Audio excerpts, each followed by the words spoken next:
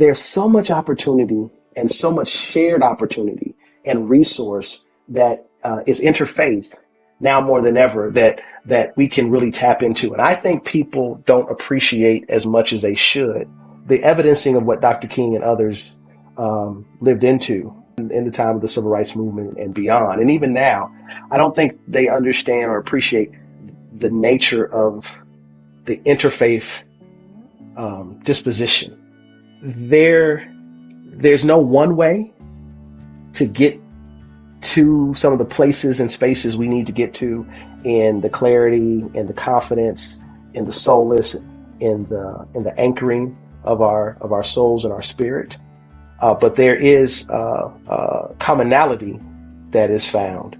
And I think that's what this next generation is challenging us of emergent leaders, particularly, is to work through that versus for some of us working through our usual denominational channels or our conventional religious functionality.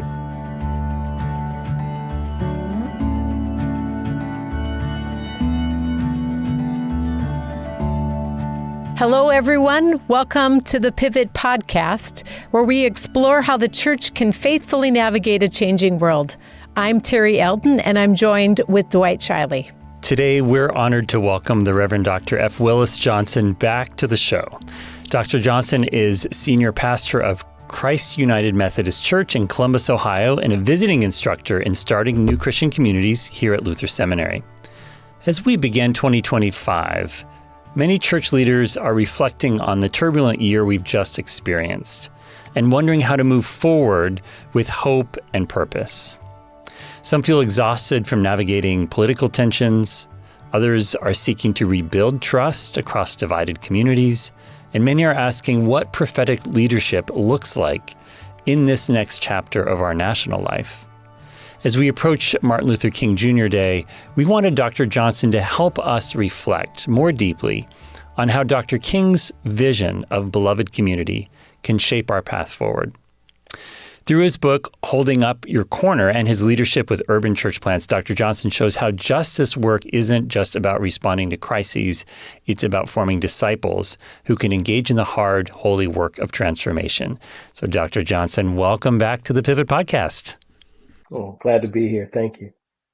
So let's just jump in with our current realities and put that in conversation with Dr. King's vision of beloved communities.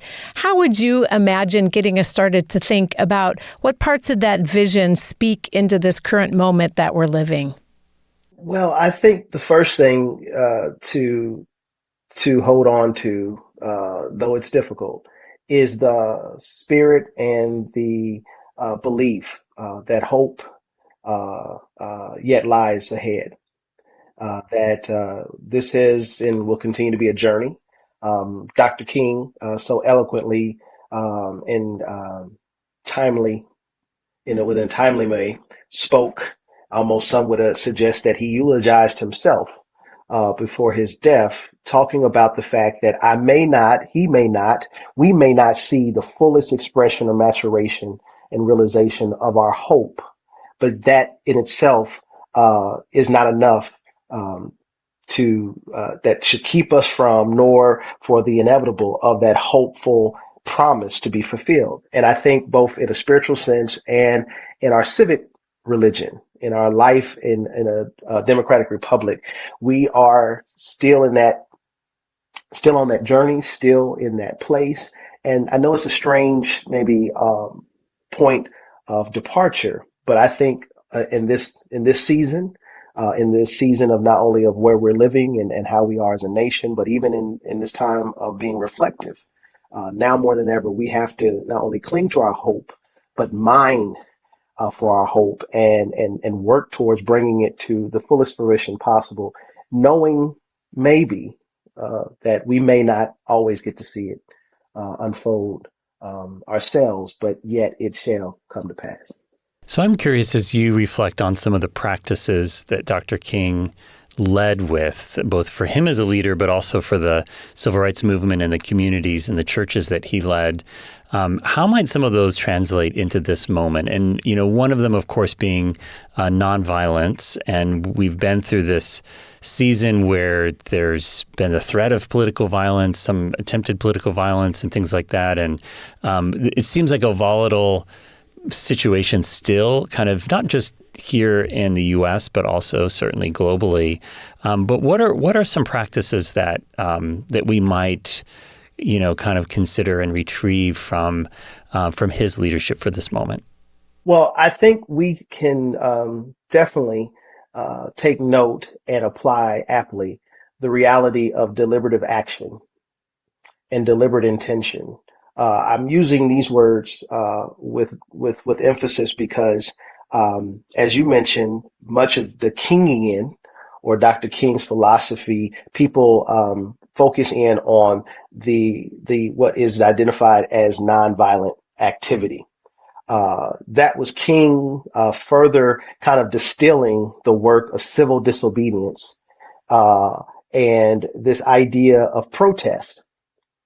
Okay, and I'm quick to tell people there is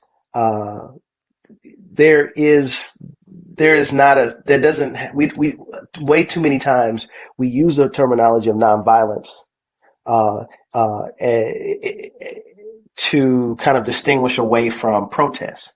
But the acts of civil disobedience that Dr. King and the movement taught that they wanted to make sure that people said, while we're being acted upon in sometimes violent and threatening manner, we don't want to reciprocate in that manner, but we do want to protest or bring attention and give voice or give sight or give body and give evidence to what is not right nor righteous.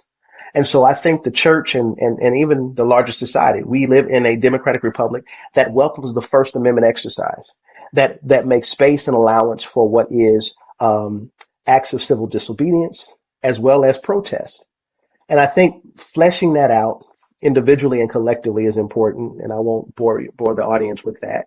But I do think the deliberative actions and intentions that Dr. King modeled, not just in civil disobedience, but also in the strong desire and effort for the movement and parts of the movement that he was both active and instrumental in. He promoted dialogue. Many times, Dr. King found himself in conversation and in negotiation, and not only he, but all of the many members of SNCC and the Southern SCLC and all the groups that collaborated together. Many times they found themselves having to be in very tense and sometimes seemingly unwelcomed, maybe even unmerited conversations with people, or engaging and making relationship across both boundaries and indifference that still is our calling today. He took into great practice, from my interpretation and understanding, the challenge of his faith. Much of his decision making, much of the pedagogy and the practice and the levels of what led to not only their choices and their strategies, many if not all of this was informed chiefly by a strong theological imperative and a faith application, or a faith infused and a faith informed ways and means to carry it out. And I think people of faith and others can take that and begin to find ways to interpret that and infuse that and interpret it for themselves and engage healthily in what's going to be definitely a time for more conversation, a pluralistic approach and coalitions to addressing a number of the problems, concerns, and responsibilities we have as citizens. So I want to pick up on another element kind of what you were just talking about. Part of the beauty for me about King's vision is it fused different practices together. And there was a set of faith practices as well, right? Spiritual practices. And so I want to pick up on the idea of hope that you put forth. I think the world tells us hope is what you see, right? It's much shorter sense. And the kind of hope you're talking about, right, is really grounded in something bigger outside of ourselves. So I want you to say more about how that hope gets cultivated when we know we may not even see it in our lifetime. And how do the spiritual practices that we have at our access as Christian communities help us think about that? For example, lament or some of the ways that we acknowledge the world is not yet as God intends, and there is a reason for hope. So talk about those practices. Well, I would first offer up that to understand the practices that I think not only for Dr. King but for many who were involved then and now in social civic and social engagement or social resistance and the alike. They are practices that marry, and there's a great deal of intersectionality in the means and the ways of the practices. And so I want to really demystify, particularly for Christians, this idea that that what we do is only what we do, or that we are limited to seeing what's available to us in our proverbial toolkits as only being the few things that we know or have come to know. Why do you say it that way, Willis? Well, because one, we know one of the principal influencers of King's both philosophy and intellectual curiosity, and what gave shape to a lot of his practice in resistance was encouraged not only by Howard Thurman, the great mystic and his teacher, and a former confidant and mentor to him, but Mahatma Gandhi. And Mahatma Gandhi has a great thumbprint, not only on the Western movement for humanity and dignity and rights, but he also has, for those who are really interested in this, a strong imprint on the apartheid movements and what gave rise and encouraged the work of Nelson Mandela and others in South Africa. But I digress. My point is, the idea of lament is not. It is a shared practice. We see this in the Old Testament or First Testament book of our canonical ordering, and we understand how that was part of both the civic and religious life of people. That being able to speak about what's not right or righteous in the way and in the world is important. Prayer or conversation with God, or meditation and contemplative reflection that phrases answer or puts out heart. And lets the heart and answer be echoed or received and reverberated to them. That's not just germane to Christian folks. But with that being said, we have a wonderful opportunity in this society, in this time in life, where while we have our own particular disciplines of study, of reflection, of not only lament specifically, but of ways of pronouncing or giving evidence to what it is and how it is, or inviting and signaling what is the need of strength or resource. There's so much opportunity and so much shared opportunity and resource that is interfaith now more than ever that we can really tap into. And I think people don't appreciate as much as they should that Dr. King's, the evidencing of what Dr. King and others lived into in the time of the civil rights movement and beyond. And even now, I don't think they understand or appreciate the nature of the interfaith disposition. And I think I know that's not an exact answer, but it's one of those answers, to be honest, and I'll stop after this.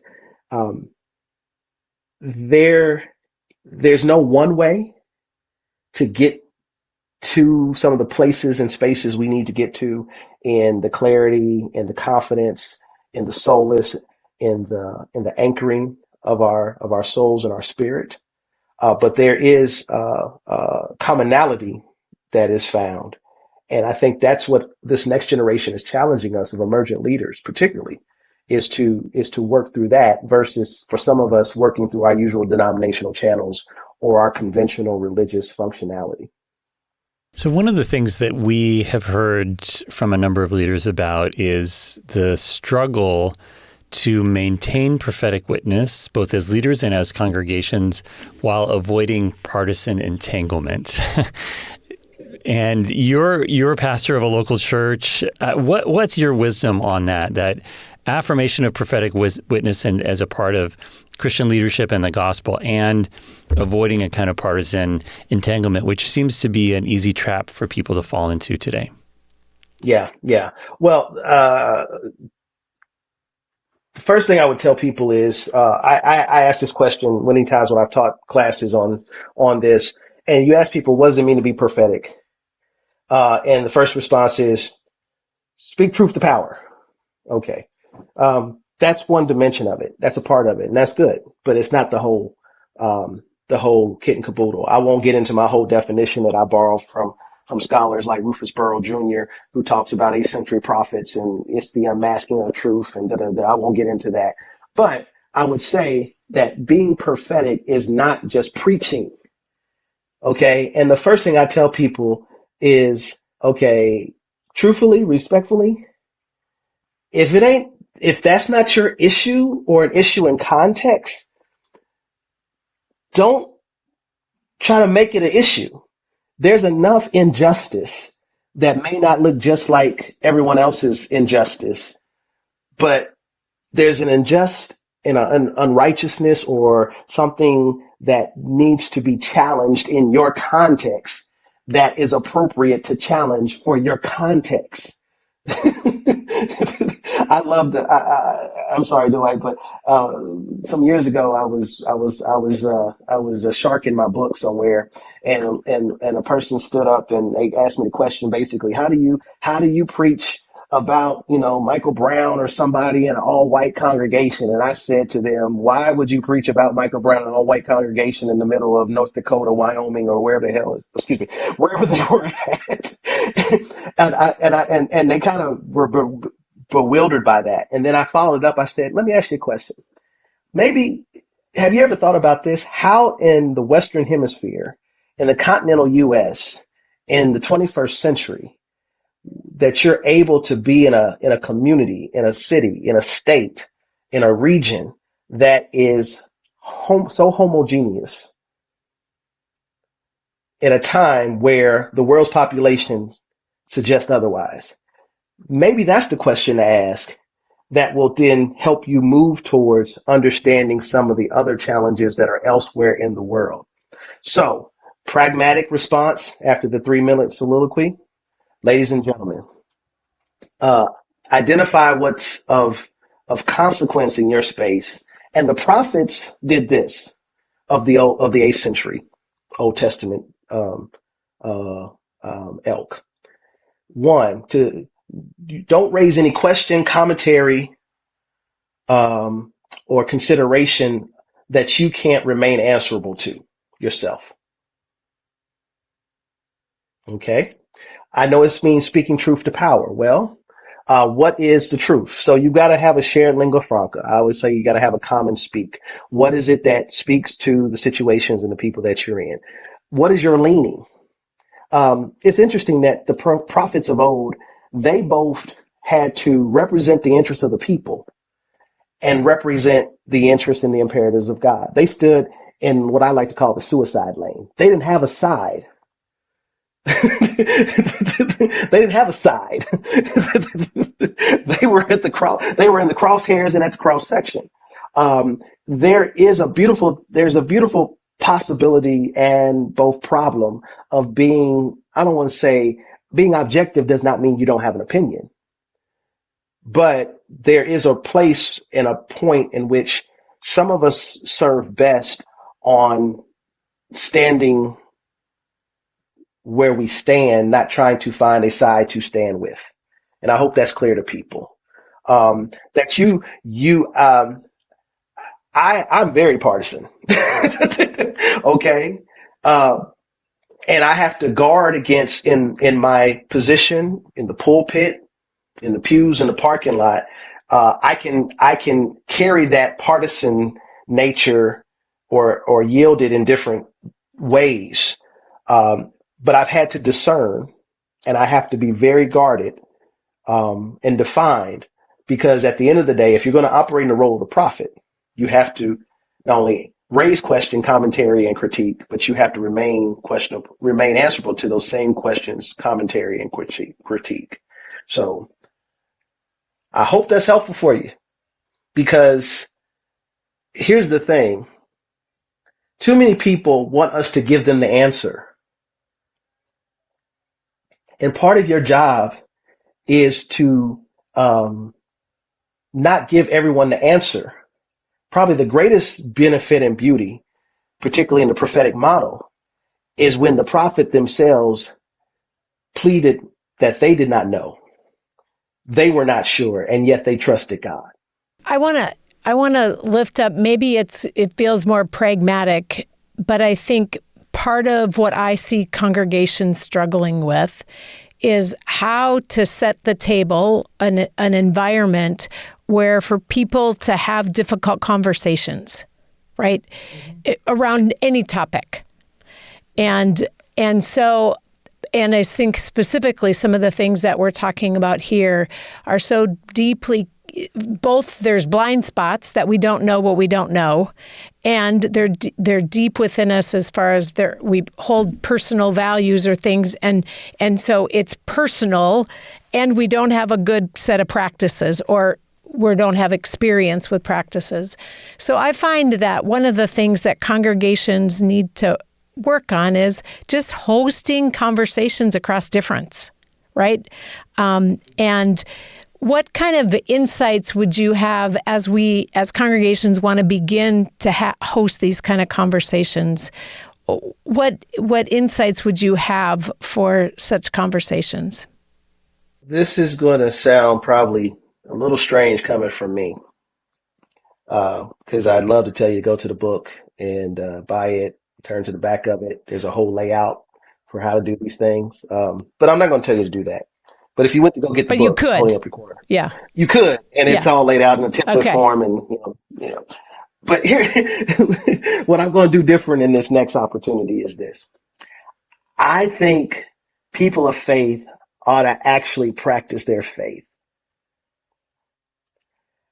And I'm about to shoot myself in the foot, and everybody who's wrote a book about how not to be anti-racist and all kind of other things. Newsflash, folks. Church people, pastors, leaders. The model for creating brave space, encouraging courageous conversations, all this other stuff, is for many of you what you do or supposed to do every Sunday at the point of your communion or Eucharist. Now, I know different traditions, this may be a little bit of a challenge. My particular tradition, we have what's called an open table. Whosoever. Matter of fact, you're encouraged to bring all of your stuff, the good, the bad, the ugly, the whatever. And the understanding is that before we even sit down, after that things have been blessed, we turn to each other, and before we say another word or do it and take another action, even if we don't know the person or do know the person, even if what we did was harmful or hurtful to them or not, we say these words: I'm sorry. And from there, we carry out the full administration of our experience. What would happen if we actually took the communion table into the fellowship hall or to the brunch table or into the workplace across at the table at the Starbucks, and just began to have that kind of conversation? Not something formal. Trust me. Please invite me. I'll come. Let me talk to you. I'd love to do a lecture, all that good stuff. But it's just that simple. Another thing, it's Bible, so I wish I could take credit for it. When you have fought with another, there's a whole coaching exercise that is laid out to begin to address difficult or challenging conversation or situation that we rarely apply in our everyday ordinary lives. That in its simplest form, is the invitation, believe it or not, for people, particularly disciples, people of faith, because when you know better, you do better. And I don't think we're giving ourselves enough both credit in terms of our faith traditions and the teachings, nor are we holding ourselves to greater enough to a significant enough account for actually trying to live our faith out. That was that in my estimation was the rallying cry of King and his collaboration with so many other ministerial leaders, even those not of his faith. I think that was the point of intersection for he and Rabbi Joshua Heschel. Well, how does this Jewish rabbi and this Baptist preacher, a little bit probably not close in age, but maybe it's same peers of some regard. How is it that they come together and find commonality and usefulness? I believe is because they both wanted to have the tenets of their faith traditions lived into. And what discouraged King most, kind of like me, I like people. I like God. I just don't always like all of God's people. And I surely don't like preachers sometimes, because you know what? The greatest opposition that King spoke against was not Bull Connor. That letter from the Birmingham jail was to whom? Ladies and gentlemen, we are that church. We are the people. When are we going to live into our faith? I love the idea of, for example, in my tradition, we'd say, God's the host of this table in the sanctuary. What if God was the host of those tables, right? Every table. And that we're sitting across from, and everyone was a beloved child of God. What if that's the starting point of which to move? And and that would be a tangible practice to live in. Right. And it's me. It's not somebody else. Right. It's not pushing it down. It's actually embodying that in my everyday life. I love that challenge. Thank you. So I hear you inviting us to deepen our identities in our faith traditions, particularly even as a step toward being able to come together across traditions, but certainly to come across difference. And that's just such a welcome message. And it's such I think, a critical one for right now, where I think sometimes churches will be tempted to minimize some of their traditions. And that's actually can be quite unhelpful. So I want to just follow up on that a little bit and think with you about the relationship between personal spiritual formation and social transformation. And what would be your counsel to leaders who are trying to steward and guide Christian communities through these times in thinking about that relationship between personal spiritual formation and social transformation? Yeah, I think it is. It's a delicate operation, especially given the time and nature in which we live. But I want us to not feel inhibited or hesitant about doing so, because here's the thing. There is, and judge me how you want, or put comments in wherever you want to. I'm sorry. There's a group of people who have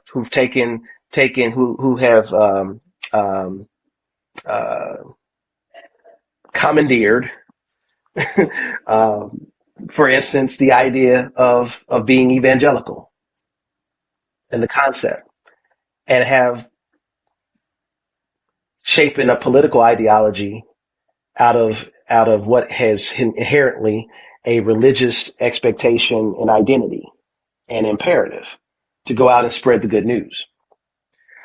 I think we have to counter that in helping people to know that your personal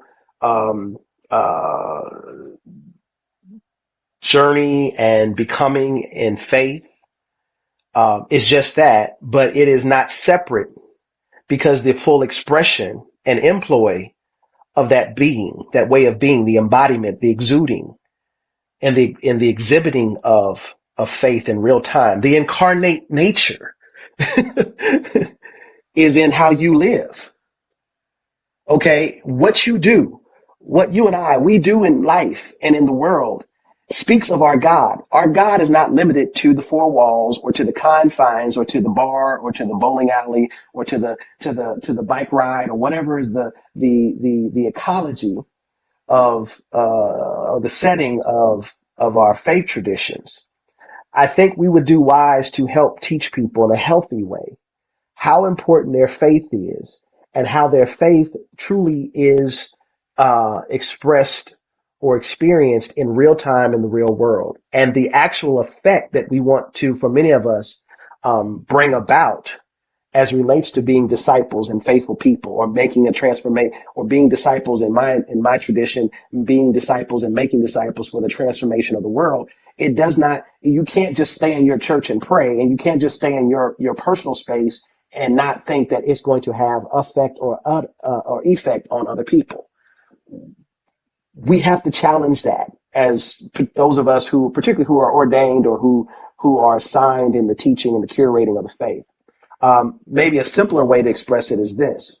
I wish I had paid attention. I would have probably passed in a lot with a better grade in elementary and junior high school and high school if I understood the XY axis in math.